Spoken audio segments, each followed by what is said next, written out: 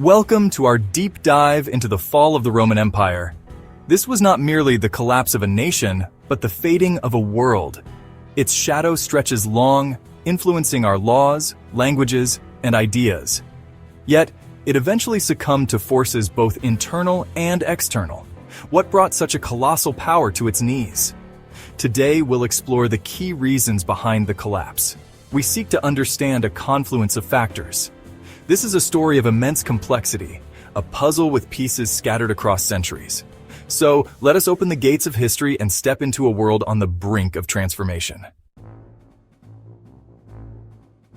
Imagine an empire built on conquest, its coffers filled with spoils of war. This model fueled unprecedented growth.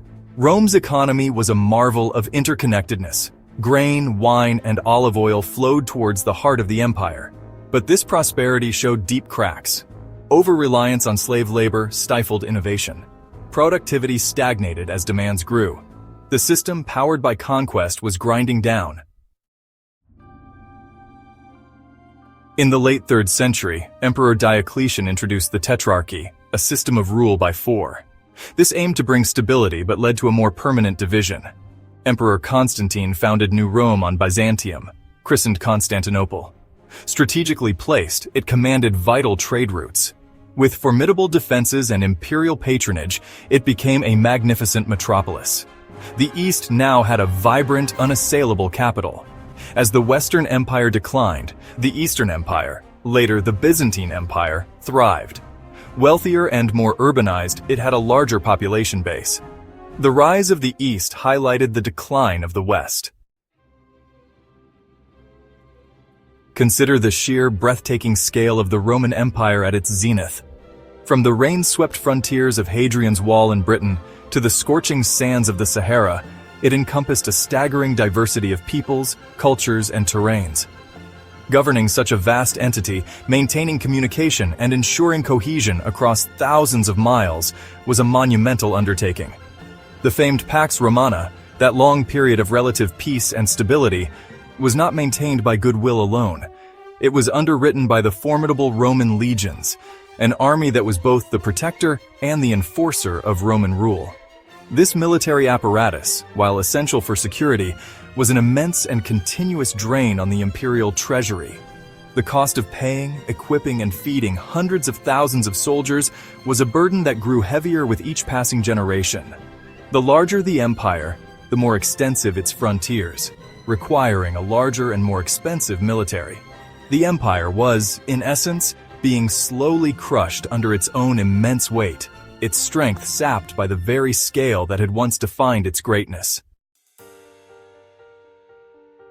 While external pressures mounted, a perhaps more insidious decay was taking root within the very heart of Roman governance. Power became increasingly concentrated in the hands of the emperor, and the mechanisms of succession were often fraught with peril. The Praetorian Guard, the emperor's personal bodyguards, frequently played kingmaker, assassinating emperors who displeased them and elevating their own chosen candidates. Corruption became endemic in many levels of the imperial administration. Provincial governors, tax collectors, and countless other officials often saw their positions as opportunities for personal enrichment rather than public service. This widespread corruption not only diverted resources that were desperately needed elsewhere, but also eroded public trust in the state.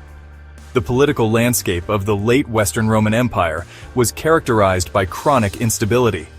The cracks in the political foundation were as dangerous, if not more so, than the enemies at the gates, for they weakened the empire from within, leaving it exposed and fragile.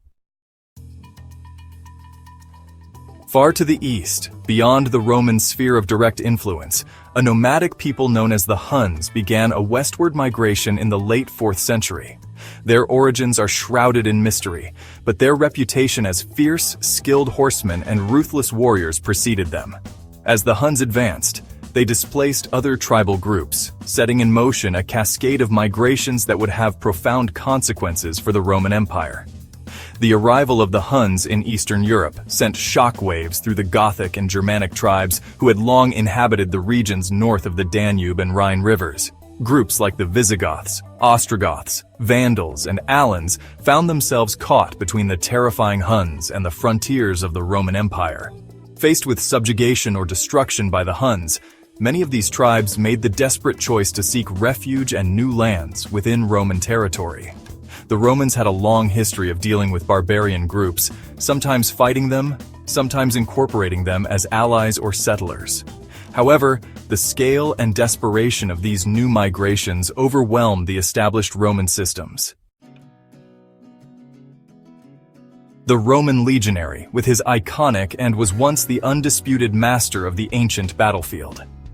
For centuries, the discipline, training, engineering prowess, and tactical flexibility of the Roman legions had carved out and defended a vast empire. Yet, by the late Empire, particularly in the West, this once unbeatable force showed alarming signs of decline. One significant factor was a gradual shift in the composition of the army.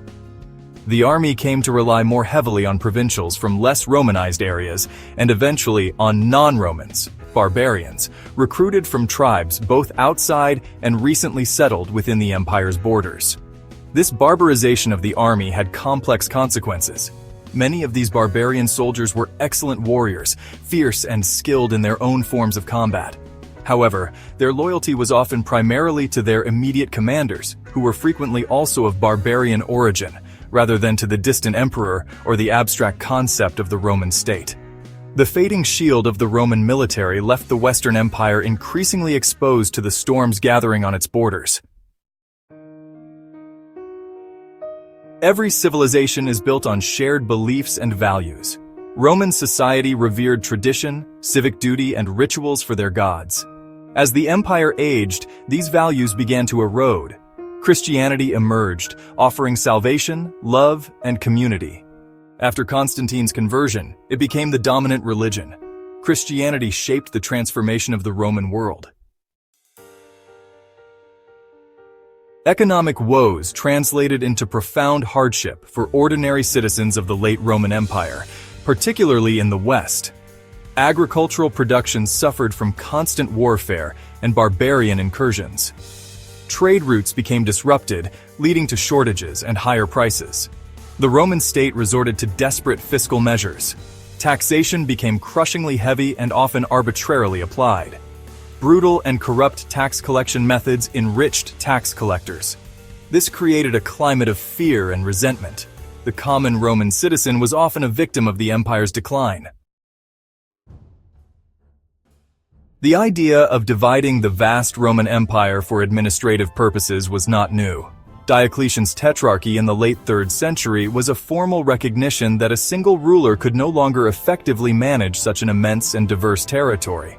However, the division that occurred after the death of Emperor Theodosius I in 395 AD proved to be a more permanent and consequential split.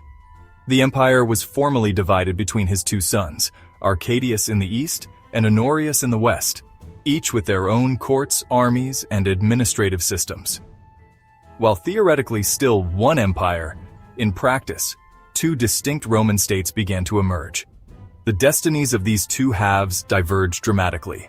The Eastern Roman Empire, centered on the magnificent and strategically vital city of Constantinople, possessed numerous advantages. In contrast, the Western Roman Empire faced a more daunting array of challenges with fewer resources. This separation meant that the Western Empire had to confront its immense challenges largely on its own, with a shrinking resource base and a fractured political will. The 5th century AD saw relentless invasions and settlements by Germanic and other barbarian groups. The sack of Rome by the Visigoths in 410 AD was a potent symbol of decline. The Western Roman emperors were often figureheads, overshadowed by powerful military commanders. The fall of the Western Roman Empire is marked by Odoacer deposing Romulus Augustulus in 476 AD. And there you have it, the key reasons behind the fall of the Roman Empire. As we've journeyed through these complex and interwoven factors, from economic frailties and military overstretch to political corruption, societal shifts, and relentless external pressures, it becomes clear that there was no single fatal blow. Rather, it was a confluence of stresses, a long, slow unraveling of a civilization that had, for centuries, seemed eternal. The West did not fall in a day. It transformed over generations, its decline a gradual dimming of a once brilliant light. Yet, the story of Rome's fall is not merely one of endings. It is also a story of profound transformation and enduring legacies. Roman law continues to underpin many legal systems today, and its language, Latin, evolved into the Romance languages spoken by hundreds of millions. Thank you for joining us on this historical journey. Don't forget to like, share, and subscribe for more insightful content as we continue to explore the great mysteries and narratives that have shaped our world.